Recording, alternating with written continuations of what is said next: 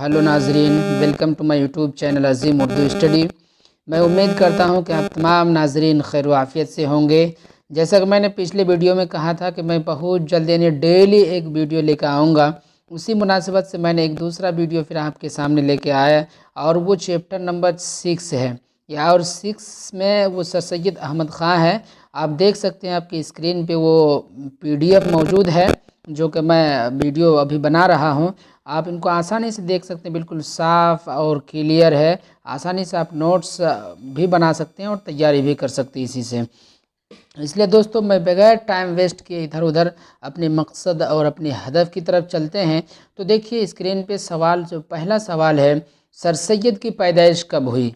जवाब है सर सैयद की पैदाइश 1817 ईस्वी में हुई। सवाल, सर सैयद की वालिदा का नाम क्या था? जवाब, सर सैयद की वालिदा का नाम अज़ीज़ुन्निसा बेगम था। सवाल, सर सैयद की वफ़ात कब हुई? जवाब, सर सैयद की वफ़ात 1898 ईस्वी में हुई। दोस्तों, बहुत मुख्तसर जवाब है। सर सैयद का सवाल, सर सैयद का कौन सा मज़मून आपके निसाब में शामिल है? जवाब, सर सैयद का मज़मून रिया हमारे निसाब में शामिल है। अब मुख्तसर सवालात की तरफ आते हैं। यहाँ पे एक लंबी लगती सवालात में, लेकिन भूल गया, खैर माजरत खा हूँ। सवाल है कि सर सैयद की ज़िंदगी के बारे में 5 जुमले लिखिए। जवाब है, पहला जुमला, सर सैयद अहमद ख़ां की पैदाइश 1817 ईस्वी को दिल्ली में हुई। दूसरा जुमला, उनके वालिद का नाम मीर मुत्तकी था। तीसरा, उनका ख़ानदान इल्मी और मजहबी था। चौथा और आखिरी दम तक सर सैयद अहमद ख़ां कौम की इल्मी व अदबी खिदमत में मसरूफ़ रहे। पाँचवा, सर सैयद अहमद ख़ां इस दार फ़ानी से 1898 ईस्वी में कूच कर गए।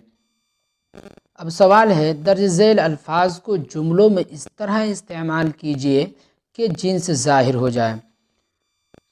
पहला लफ्ज़ है मोती, तो इसको जुमलों में इस्तेमाल किया, मोती चमकीला होता है। किताब है, मेरी किताब नई है।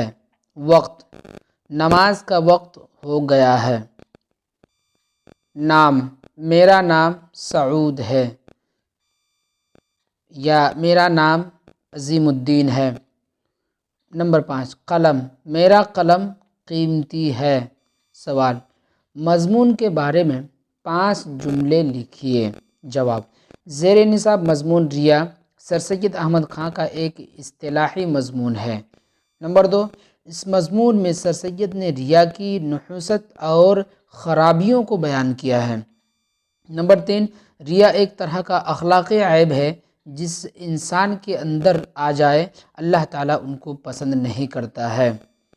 नंबर 4, रियाकारी का ताल्लुक़ सिर्फ़ ज़ाहिरी अमल और रद्द अमल से नहीं है। नंबर 5, रिया मज़मून से हम सब को सबक मिलता है कि रियाकारी बहुत ख़तरनाक गुनाह का काम है। अब तवील सवालात की तरफ आते हैं। सवाल, सर सैयद की अदबी खिदमत पर एक मज़मून लिखिए। जवाब, जदीद उर्दू नस्र के फ़रोग़ में सर सैयद की खिदमात को फरामोश नहीं किया जा सकता है, बल्कि अगर ये कहा जाए तो बेजा नहीं होगा कि मौलवी अब्दुल हक बाबाए उर्दू थे तो सर सैयद अहमद ख़ां बाबाए उर्दू नस्र थे। तहसील इल्म से फ़रागत के बाद सर सैयद ने 1862 ईस्वी में गाज़ीपुर में अंजुमन साइंटिफिक सोसाइटी कायम किया।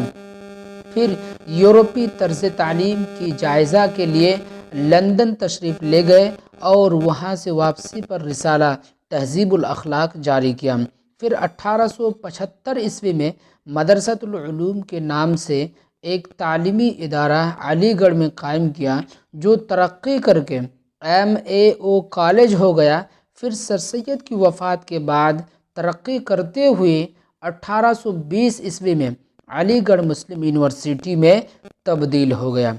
सर सैयद ने अपने तालीमी और इस्लाही कामों के साथ साथ तसनीफ़ व तालीफ़ में भी खुसूसी दिलचस्पी ली और कई यादगार किताबें लिखी, जिनमें आसारुस्सनादीद, खुतबात अहमदिया और असबाब बगावत हिंद वगैरह خاص طور سے قابل ذکر ہیں۔ انہوں نے کئی اہم تاریخی کتابوں کو بھی ترتیب دیا اور رسالہ تہذیب الاخلاق میں کثیر تعداد میں اصلاحی مضامین لکھے۔ سر سید اور ان کے رفقائے کار نے اردو نثر میں سادہ بیانی اور مختصر نویسی کو رواج دیا اور اردو نثر کو نئی بلندیاں عطا کی۔ اس طرح ہم دیکھتے ہیں کہ سر سید کی ادبی خدمات ہمہ جہت ہیں۔ اردو کی نئی علمی نثر کی بنیاد ڈالنے کے ساتھ ساتھ سر سید نے اردو میں مختصر مضمون نگاری کو فروغ دیا۔ الغرض سر سید نے اپنے وطن اور ابنائے وطن خصوصاً ہندوستانی مسلمانوں کے لیے بڑی قربانیاں دیں۔ مسلمانوں کو غدر کے صدمے کو بھلا کر جدید تعلیم کی جانب راغب کیا۔ وہ ایک بڑے مصلح اور بڑے ادیب کی حیثیت سے ہمیشہ یاد رکھے جائیں گے۔ اب سوال ہے، زیر نصاب مضمون ریا کا مرکزی خیال پیش کیجیے۔ جواب، زیر نصاب مضمون ریا سر سید احمد خاں کا ایک اصلاحی نوعیت کا مضمون ہے۔ اس مضمون میں سر سید نے ریا کی حقیقت اور اس کے مضر اثرات کے بارے میں تفصیل سے روشنی ڈالی ہے۔ چنانچہ ریا کی صحیح مفہوم کی وضاحت کرتے ہوئے کہتے ہیں کہ ریا کا تعلق کسی شخص کے ظاہری عمل اور رد عمل سے نہیں ہے، بلکہ انسان کے اندر داخلی سطح پر جو شبہات، غلط فہمیاں اور خود فریبیاں ہوتی ہیں، دراصل اس داخلی اور ذہنی پیچیدگی کا نام ریا ہے۔ کبھی ایسا بھی ہوتا ہے کہ کوئی دوست بیجا تعریف کر کے شخصیت کے اندر ریاکاری کا بیج بو دیتا ہے، اور کبھی دشمن کسی شخص کی خوبیوں کو عیب بتا کر اسے ایک ذہنی تناؤ میں گرفتار کر دیتے ہیں، جس کا نتیجہ یہ ہوتا ہے کہ انسان پورے اعتماد اور یقین کے ساتھ اچھائیوں کو انجام نہیں دے پاتا ہے۔ کسی کی شخصیت میں ریا کے داخل ہونے کی وجہ سے اس کے سارا عمل بے مقصد ہو جاتا ہے، اور اس کے نزدیک نیک و بد بھی ختم ہو جاتی ہے اور پورے عمل باطل ہو جاتے ہیں۔ یہ تھے ریا کے تعلق سے سر سید احمد خاں کے متعلق جو کہ آپ کے نصاب میں شامل ہے۔ میں نے پورے سوالات کو ایک طرف سے پڑھ دیا۔ اب آپ کی ذمہ داری اور آپ کا فریضہ یہ بنتا ہے کہ آپ ان سوالات کو آسانی سے ایک نوٹس بنا کر کے یا ویڈیو کو دیکھ کر کے سن کر کے اپنی تیاری کو اچھے سے اچھا اور بہتر سے بہترین بنانے کی کوشش کیجیے۔ دوستو، یہ سوالات ہیں جو کہ پھر سے میں آپ کی اسکرین پہ لے کے آ رہا ہوں۔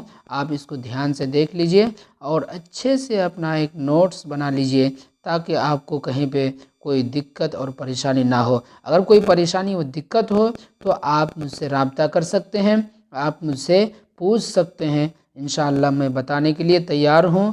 آپ تیاری کیجئے اور اللہ رب العالمین آپ کو کامیابی و کامرانی سے ہمکنار کریں۔ دیکھیے یہ سوالات میں اس طرح کر کے بھی دکھا دیا۔ یہ سوالات ہیں، یہ دوسرا پیج ہے، یہ تیسرا پیج ہے، یہ چوتھا پیج ہے، یہ پانچواں پیج ہے۔ یہ تھے سر سید کے تعلق سے جو کہ آپ نے دیکھا۔